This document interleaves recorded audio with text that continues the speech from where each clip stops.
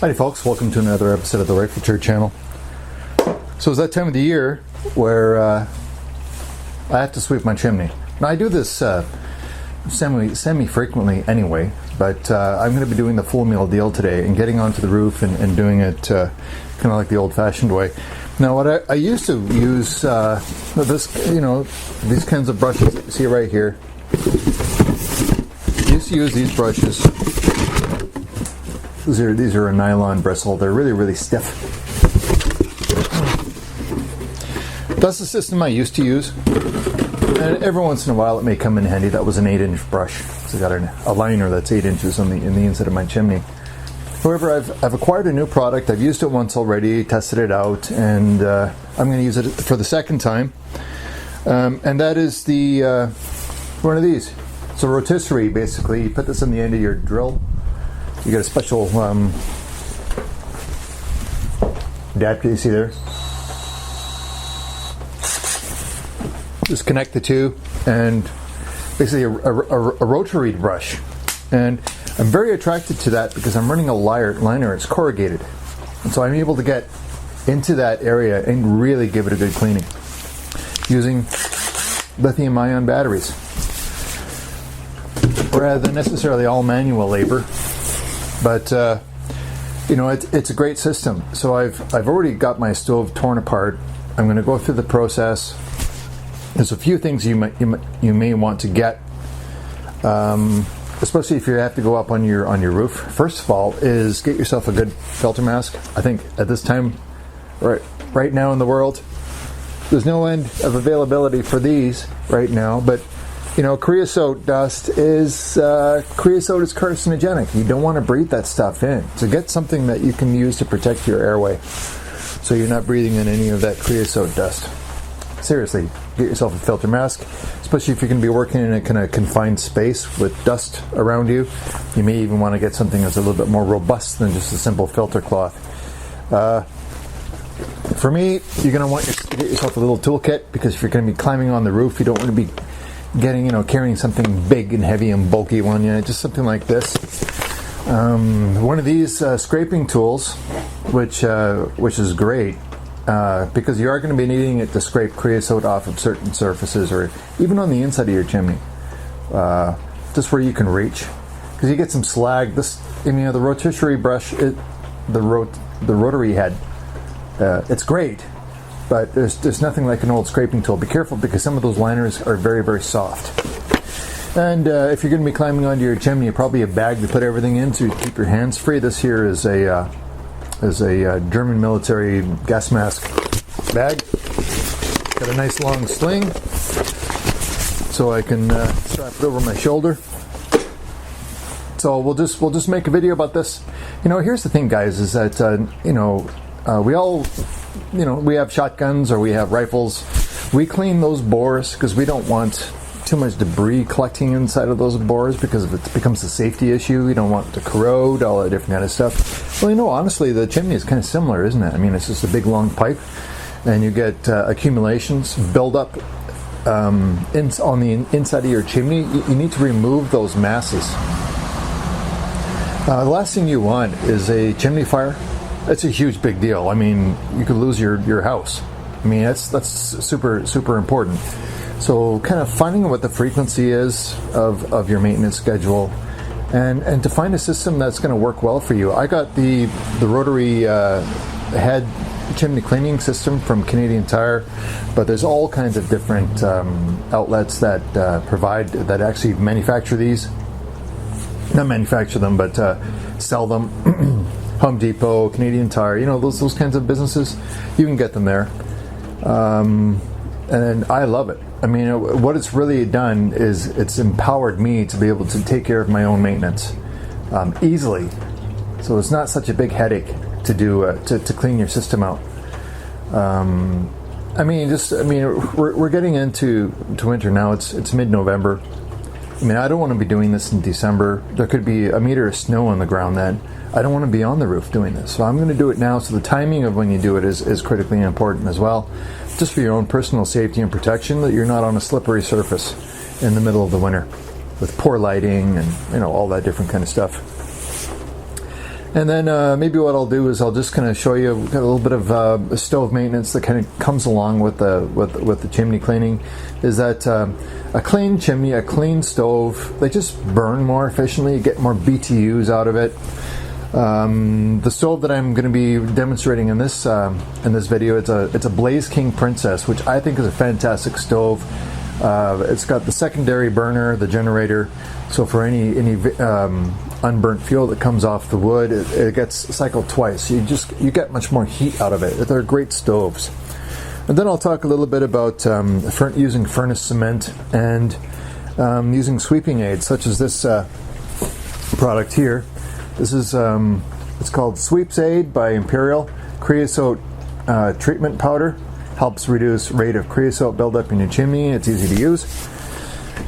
Just follow the directions, and essentially what that is once I get my chimney clean, I may want to bring that up to temperature, get it nice and hot, and then when it starts to cool down just a little bit, and I've got some ashes, maybe a little bit of fire coming off of it, as the temperatures come back down, I'll open the generator and I'll just follow the directions. And so any creosote residue that may have been built up that's exposed, it gets hot, you just give it a flush of that, and it helps to slowly convert your flammable creosote into a less flammable product.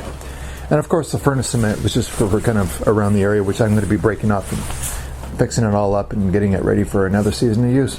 So cleaning your chimney is vitally important, just like cleaning the barrels of your rifles and shotguns. So let's get to it. So before you disassemble your chimney system, make sure you come in here and you mark in here where the segments are, because you don't want to misalign your screws when you reassemble the chimney, especially up here at this section here. Make sure they're all sequenced so that you can get your screws in without punching several different holes or stripping the holes that you have in your chimney system. These are expensive, and you want to make sure you don't do that. I've already...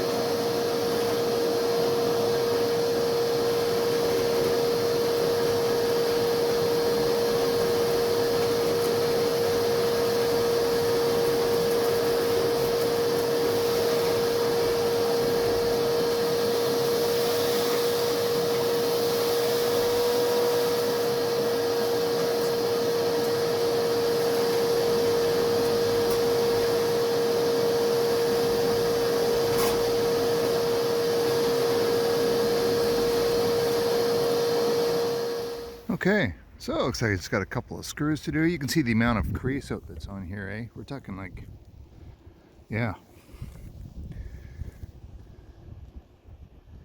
Yeah, let's get this off.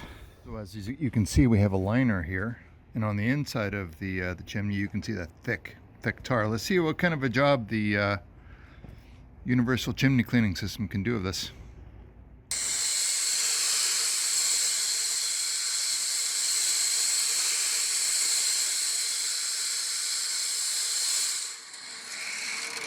Yeah, so this has worked out really well. You just got to make sure that when you're pushing down instead of up, that this doesn't come out of the chuck. Because if the assembly detaches from your drill and falls down the chimney, I'm not quite sure how you get it out. Anyhow, you can see the kind of work it's done. It's especially with a liner like this, the radial. Geez, what's that? That's probably, I don't have a tape measure on me. That looks like maybe 8-inch. This pipe here. So it is a liner. It is one of those telescoping kind of liners. They're flexible, not particularly strong per se, but definitely that radial head is getting in between the grooves and taking care of it. Kind of just like having a shotgun. You're going to clean out the bore of your shotgun. You're going to be doing the same thing with your chimney.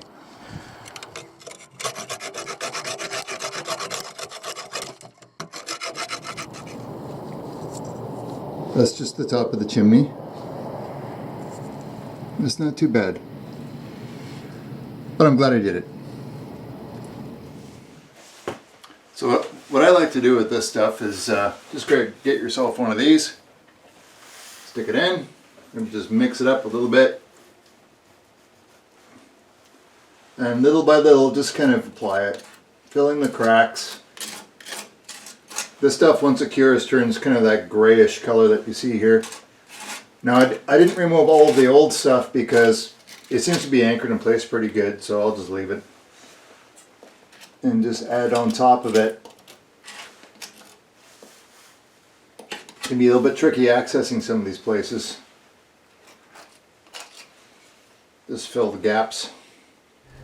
Imperial furnace cement is a smooth consistency silicate cement especially suited for bonding and sealing metal to metal and metal to masonry joints under 1/8 of an inch. Durable as fire brick when heat cured. Used when installing or resetting furnaces or oil burners to fill gaps between masonry and metal. Prevents air and gas leaks and flue in chimney joints. Can be used on cast iron steel or fire brick. So clean the surface of all dirt, dust, and debris from the surface to be cemented. Lightly dampen the surface area with water. Apply cement evenly with a trowel. Clean up spills immediately after use. Air dry for at least 1 hour, then heat gradually when first starting the fire. Not for exterior use, for interior use only. Follow the right directions for first aid treatment. It may irritate eyes and skin.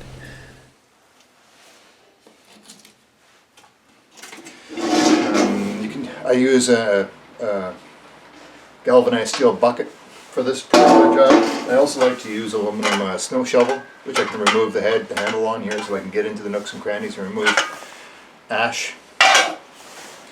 Because as we previously discussed, I burn birch.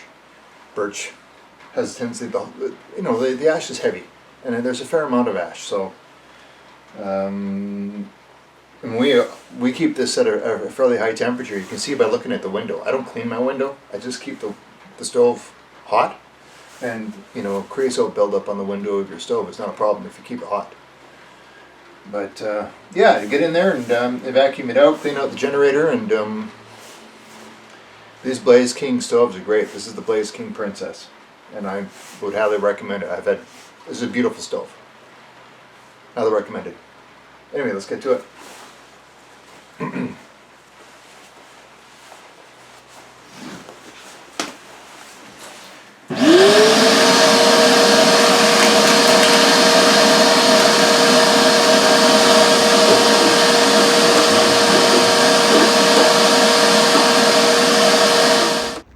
So that's essentially it. Easy peasy, right? It means having to get up on your roof a little bit because you only get 6 of these. And that's 6 meters, that's 18 feet. Well, my chimney's taller than 18 feet, so I'm still having to go on my roof to do this. I checked Amazon. You can get another 2 lengths for about 50 bucks or so. Yeah, that seems pretty high to me. $46, something to that effect. So you don't have to come onto your roof. So especially, if you're in the middle of wintertime and you've got a foot of snow on your roof and it's slippery, or maybe you got sideways driving snow and you just know you got to do it, but you don't want to. You can get up on the roof, it's slippery, you're at a high elevation, it starts getting a little bit tricky, eh? So being able to do all of this from the inside of your house is really starting to be appealing. So, I need a few more lengths to make this work without having to come onto the roof, and so that's probably what I'm going to have to do. The extra lengths are super expensive. But so let me tell you, I'm pretty impressed. To have your own chimney cleaning system where you don't actually need to call on somebody to do it for you, and essentially all they're going to do is come and do what I just did today. That's all they're going to do. There are chimney professionals and all that different kind of stuff. But so far as being able to do your own maintenance, which is hugely important. If you're into firearms and stuff like that, you're going to clean your bore. If you heat your house with wood, you're going to have to clean your chimney for the same reasons, except that, a rifle bore is not going to burn your house down if you get it wrong, if you know what I mean. So regular maintenance, regular cleaning, a regimen that you can stay on top of. Use the powder to manage your creosote buildups if you start to develop them, or at least once you sweep your chimney, use that stuff, because what it does is it renders a lot of your creosote to be or reduces the flammability of it to a certain extent. So that's a good maintenance regime to do. Just follow the directions. For airtight wood burning systems, sprinkle 2 tablespoons or 30 milliliters into a low fire or hot burning coals twice weekly for 4 weeks. Then use 1 tablespoon twice a week thereafter. Just follow the directions. And be careful when you're on your roof. There's tripping hazards up here. You got things sticking out, and if you roll and tumble and fall off the man. Anyway, while I'm up here, I'm going to clean out my gutters. Winter's coming, guys. Hope you're doing great. Cheers, and as always, Maple Leaf out.